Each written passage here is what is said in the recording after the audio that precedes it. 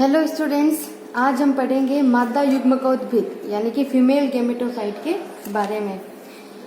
जो angiosperm plant होते हैं उनके फ्लावर्स में जो फीमेल रिप्रोडक्टिव ऑर्गन होता है वो होता है गाइनोसियम, जिसे हम फीमेल गेमेटोफाइट भी कहते हैं।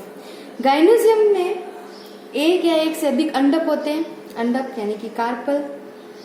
अंडक जो होती है वो बीजाणु धारण करने वाली रूपांतरित पर्ण होती है, जिसे हम गुरु बीजाणु पर्ण भी कहते हैं। यानी कि अंडक को गुरु बीजाणु पर्ण भी कहा जा सकता है। ये एक प्रकार की रूपांतरित पर्ण है जो कि बीजांड को धारण करती है। अंडकों की संख्या एक से अधिक होने पर हम इन्हें दो प्रकार से समझ सकते हैं। एक होता है व्युक्तांडपी, जब अंडक जो होता है वो पृथक पृथक हो, और जब अंडक संयुक्त हो तो हम उसे कहते हैं युक्तांडपी। एक अंडक की अगर हम संरचना देखें तो उसके तीन भाग होते हैं। एक होता है वर्तिकाग्र, एक वर्तिका और एक अंडाशय। वर्तिकाग्र सबसे ऊपरी भाग होता है जिस पर परागकण गिरते हैं और अंकुरित होते हैं। वर्तिकाग्र और अंडाशय को जोड़ने वाली संरचना है, तथा अंडक का निचला आधारी फूला हुआ जो भाग है वो अंडाशय कहलाता है। इस अंडाशय में बीजांड होता है और इस बीजांड को गुरु बीजाणुधानी भी कहा जाता है।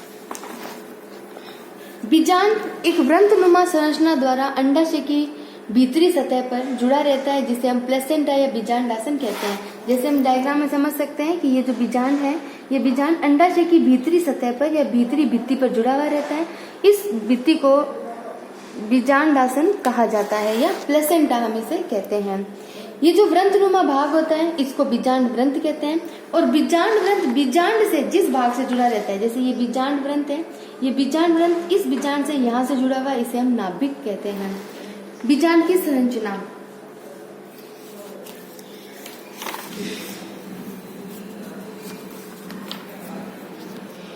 एंजियोस्पर्म प्लांट्स के अंदर बीजांड की संरचना थोड़ी जटिल होती है। एक परिपक्व बीजांड का मुख्यतः जो भाग होता है वो मृदुतकी कोशिकाओं का बना होता है, जिसे हम बीजांडकाय कहते हैं। जैसे हमें दिखाई दे रहा है, ये मृदुतकी कोशिकाओं का बना हुआ बीजांडकाय होता है। ये बीजांडकाय एक या दो परतों से घिरा रहता है, जिन्हें हम अध्यावरण कहते हैं। बाहरी परत बाह्य अध्यावरण, आंतरिक परत अंतः अध्यावरण कहलाती है। अध्यावरणों की संख्या के आधार पर बीजांड द्विअध्यावरणी होते हैं, एक अध्यावरणी होते हैं और अध्यावरणी भी हो सकते हैं। अध्यावरण बीजांडकाय को पूरी तरह से नहीं ढकते हैं, जैसे ना यहाँ पर थोड़ा हिस्सा खुला रहता है और ऊपर की तरफ भी परतें जो होती है वो मिक्स हो जाती है। इसमें एक पतली नलिका जैसी संरचना यहाँ रह जाती है। जो अध्यावरण है वो यहाँ पर जुड़े हुए नहीं होते। इस हिस्से को बीजांड द्वार कहा जाता है। बीजांड द्वार का विपरीत सिरा निभाग कहलाता है। निभाग से अध्यावरणों की उत्पत्ति होती है, यानी इसी भाग से अध्यावरण बनते हैं। बीजांड में बीजांड द्वार के समीप मादा युग्मकोद्भिद के रूप में भ्रूण कोश पाया जाता है। बीजांड द्वार के पास ये भ्रूण कोश पाया जाता है। भ्रूण कोश में बीजांड द्वार छोर की तरफ 3 कोशिकाओं का समूह होता है, जिसे अंड समुच्चय या फिर अंड उपकरण भी कहा जाता है। इसमें एक अंड कोशिका प्लस 2 सहायक कोशिकाएं होती है, यानी कि अंड उपकरण 2 चीजों से मिलकर बना होता है। एक तो एग सेल और एक सिनर्जिड्स, यानी कि सहायक कोशिकाओं से मिलकर बना होता है। निभागी छोर की तरफ 3 प्रतिमुखी कोशिकाएं होती हैं तथा भ्रूण कोश के मध्य में केंद्रीय कोशिका उपस्थित होती है।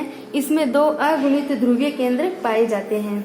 निषेचन के ठीक पूर्व संयुक्त होकर द्विगुणित द्वितीयक केंद्र का निर्माण किया जाता है। अब आते बीजांड के प्रकार। बीजांड 6 प्रकार के होते हैं। सबसे पहले ऋजु बीजांड। ऋजु बीजांड इस प्रकार का होता है जिसमें बीजांड द्वार, निभाग व बीजांड वृंत एक सीधी रेखा में स्थित होते हैं। इस प्रकार का बीजांड जो होता है वो सीधा या उदग्र प्रकार का होता है, और ऐसे जो होते हैं बीजांड वो मोस्टली जिम्नोस्पर्म पादपों के अंदर पाए जाते हैं। दूसरा प्रकार है प्रतीक बीजांड। प्रतीक बीजांड जिसे एनाट्रोपस ओव्यूल भी कहते हैं, ये मोस्टली एंजियोस्पर्म प्लांट में पाए जाते हैं। हम जो अधिकतर स्टडी के दौरान जिस बीजांड की संरचना को लेते हैं वो यही होती है। इसमें बीजांड वृंत की एक पार्श्विक वृद्धि होती है, जिससे बीजांड 180 डिग्री पर घूमकर उल्टा हो जाता है, जिससे जो बीजांड होता है वो हाइलम के समीप आ जाता है। जैसे ये हाइलम भाग होता है, इस हाइलम के पास ही बीजांड द्वार आ जाता है।